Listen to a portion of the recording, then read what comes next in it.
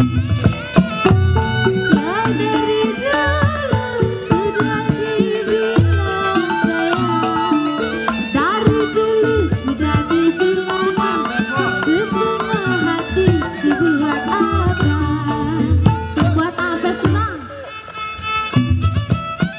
melati baunya harum, abis dipetik dia jatuh. Assalamualaikum warahmatullahi wabarakatuh. Abang None, gambang kromong adalah kesenian Betawi yang paling rata penyebarannya di wilayah Jakarta.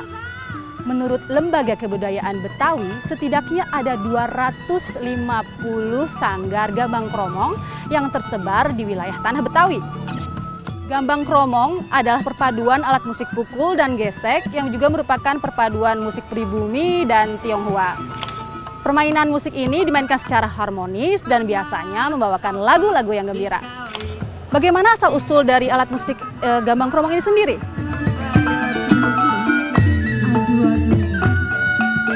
Tidak terlepas dari sejarah, gambang kromong adalah merupakan hasil akulturasi budaya Tiongkok dan budaya Betawi. Tiongkok datang ke Indonesia membawa sebuah kebudayaan. Apa budayanya? Salah satu budaya yang dibawa oleh bangsa Tiongkok atau Cina yaitu Kong Ahyan, Tehian dan Sukong. Ya. Nah, Kong Ahyan, Tehian dan Sukong ini menjadi berkembang di Indonesia, salah satunya di tanah Betawi. Karena terjadinya kawin mawin dari bangsa Cina dan bangsa pribumi, sehingga ini dijadikan alat musik gambang kromong. Yang pertama kali membawa siapa? Yaitu Ni Hokong namanya. Dulu alat musik ini bertujuan untuk menghibur para tetamu yang sedang makan malam.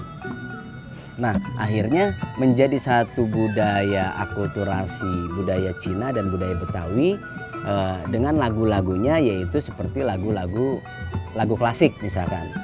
Ada lagu Pobin. Lagu Pobin ini lagu dalam, lagu klasik, Pobin Kong Cilok, Pobin Pe Pantau, Posilitan dan sebagainya, dengan tempo yang tidak terlalu cepat. Ketika terjadi akulturasi dengan orang-orang Betawi, terjadi perubahan lagu, penambahan lagu, yaitu lagu sayur namanya. Sayur itu apa maksudnya? Sayur ini banyak ditemui di mana saja, artinya bermasyarakat. Nah, inilah yang disebut lagu jali-jali, ya, sirih kuning, kicir-kicir, keroncong kemayoran dan sebagainya. Ya. Itu berkembang pada abad ke-19.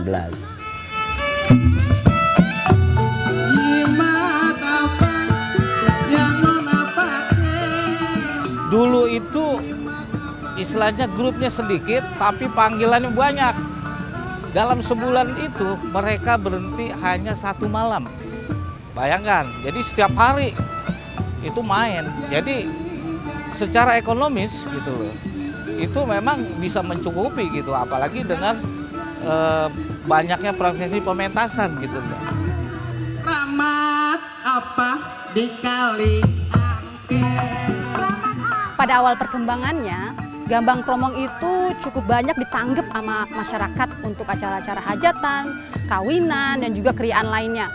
Konon itu juga katanya gambang kromong dalam 1 bulan itu bisa tampil sebulan penuh dan cuma istirahat 1 hari aja. Tapi seiring perkembangan zaman dan juga banyaknya persaingan dan juga lahan yang terbatas, gambang kromong sendiri sudah mulai surut untuk tampil di masyarakat.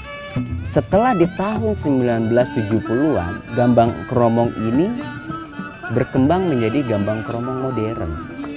Kenapa modern?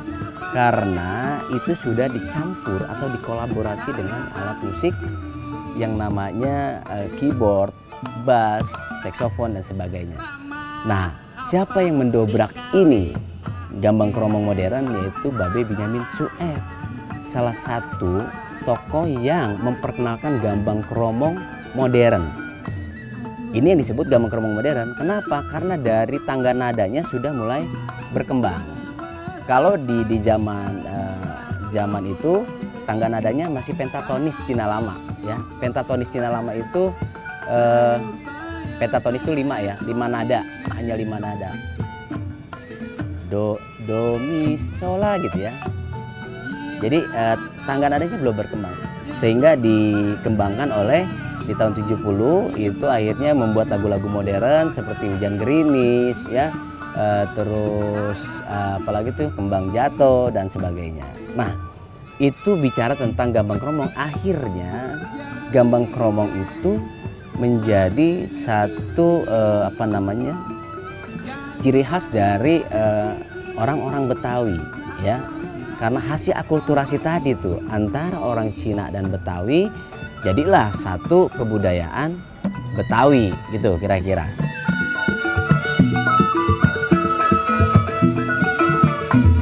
Sekarang grup gambang kromong itu sudah banyak yang bermunculan di 5 wilayah ya. Tapi yang jadi permasalahan itu sekarang itu adalah grupnya banyak tapi yang manggil sedikit. Bahkan kalau kita bisa hitung, itu bisa aja di dalam satu grup itu bisa dalam setahun mungkin hanya 1 atau 2 kali pementasan.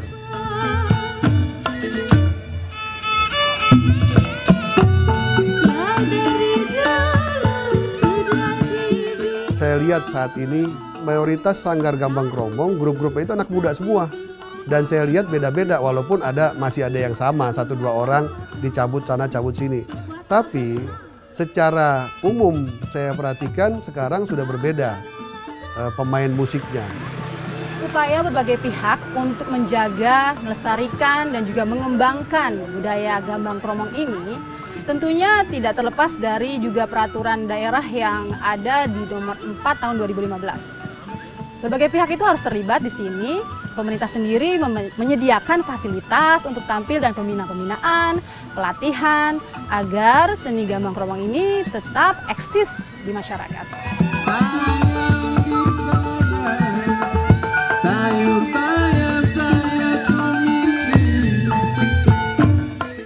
Sekarang ini harapan saya mudah-mudahan nih pemerintah bisa lebih memperhatikannya lebih jauh lagi terhadap gambang kromong.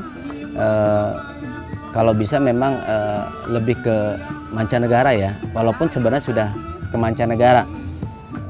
Jadi menurut saya juga pemerintah lebih kepada tampilan-tampilan gambang kromong itu kalau bisa jangan di gedung lah. Mungkin ini kembali ya, karena kenapa? Kalau bisa itu di masyarakat.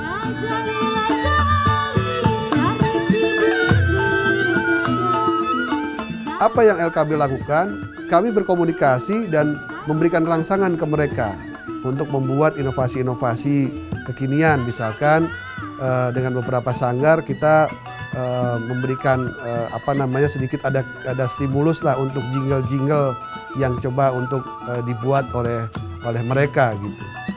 Saya punya impian mereka sanggup menyanyikan lagu We Are The Champions-nya Queen atau lagu-lagu pop masa kini yang dimainkan dengan musik gambang kromong.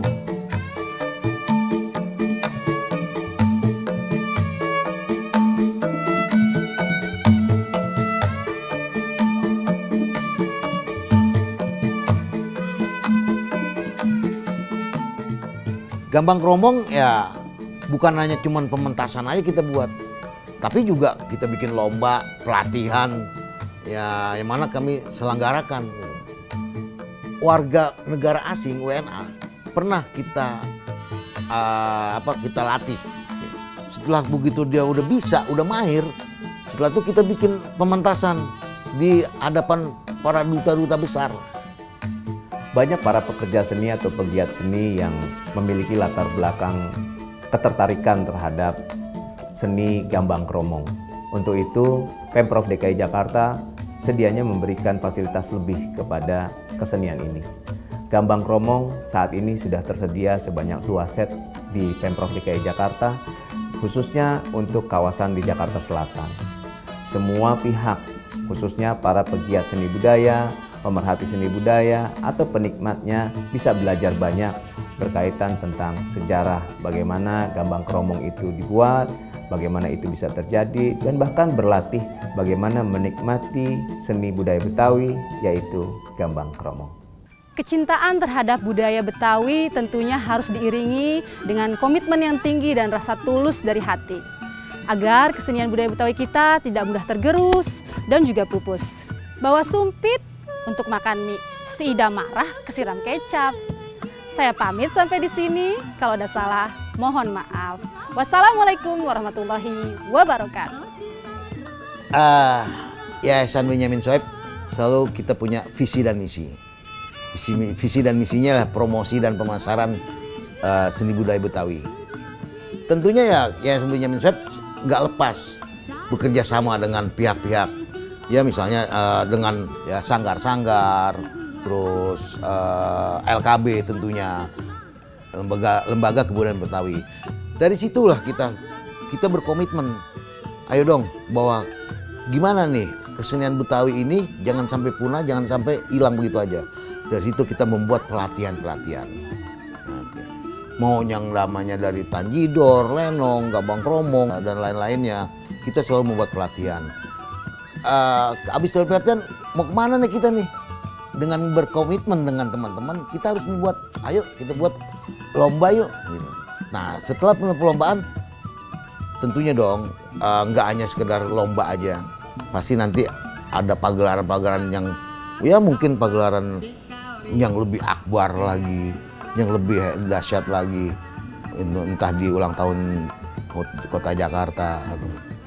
Belum lama Yayasan Benyamin Sueb membuat semacam kayak budaya ya kalau nggak salah itu. Di situ ada lomba Tanjidor, lomba Lenong, lomba Gambang Kromong. Ya lomba itu yang namanya juara 1, 2, 3 itu hanya spirit. Tapi kita melihat bahwa teman-teman semua berlatih dan semangatnya benar-benar luar biasa. Nah disitulah buat memberikan kesempatan ke teman-teman yang punya kesenian, Gambang Kromong dan sebagainya bisa nampil.